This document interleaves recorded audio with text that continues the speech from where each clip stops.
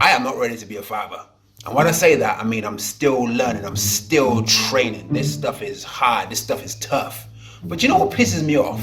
Everybody makes things out to be so beautiful with this whole birthing thing. Being a parent is just so amazing, which it is. Obviously, it's got its good parts, but those good parts, a lot of the time at the start, it's a shock to the system. So all those good things are overshadowed by all the struggles that you go through as a father. But yo, let me tell you something from my perspective. 5 things that they didn't tell you about being a father. Number 1, birth is not beautiful. I get it. When you think about, where we come from and human evolution and how the hell we got here, Big Bang Theory and all that other shit, you think, okay, it's amazing how we can just reproduce and give birth to other humans and all that stuff. But when you're in the thick of it, let's take it back to my situation. I had a home birth, for goodness sake, right? I was laying right next to my girlfriend on the bed. I saw this head come out of my girlfriend.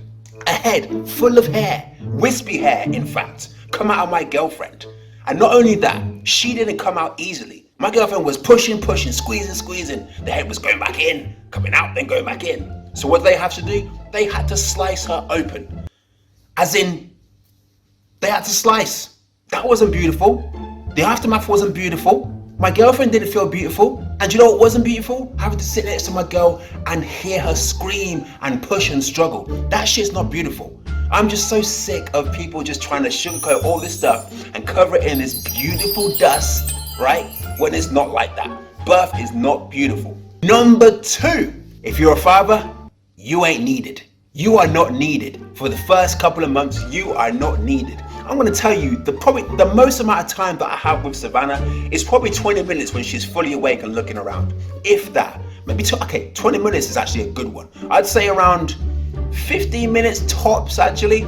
It's only a matter of time before she's like, yo, dad, I noticed that you don't have tits on your chest. Pass me to the woman that does, aka mum. Get the hell out of my face. You're not needed. And I don't care what your woman tries to put on you in terms of the guilt and you're not helping me, As a father, there's only so much you can do. Yeah, you can change nappies at night. Yeah, you can hold her. Yeah, you can get a change. But for the most part, your baby needs mummy. And I was not ready for the amount of uselessness that I would feel as a father. I feel like, obviously she's the mum. She's the, milk bounding mammal, the milk feeding mammal. So I know my place. But I did not know how useless and how hard that I would find that.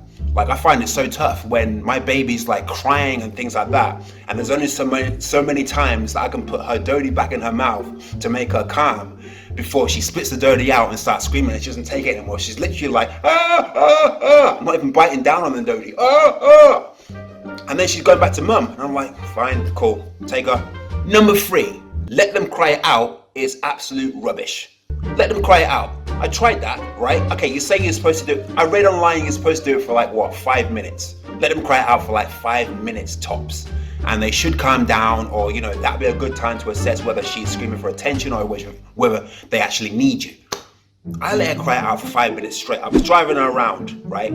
And she was screaming her ass off in the back of the car. And she wasn't calming down for nothing. And you think supposedly movement is supposed to help calm the baby down. It didn't calm her down. And when I put the dodie back in her mouth, she was still vexed. So her blood pressure's all the way up here. Her stress level's all the way up here. So letting her cry out doesn't do shit. When your baby starts crying, assess it for 2 minutes, I'd say. I mean, I'm just a rookie, do you know what I mean? But I'm just finding maybe around 2 minutes is a good time to just, grab the baby and see what go on and see if she's okay. Because you don't want her to get too stressed or him to get too stressed, right? Because going back to trying to calm him down is a hard task after that. So, bullshit! Number 4, what they're going to tell you as a father is that you're always going to get the dad question. What's the dad question? The dad question is when your girlfriends or wives or, mother of your child's family always ask that question.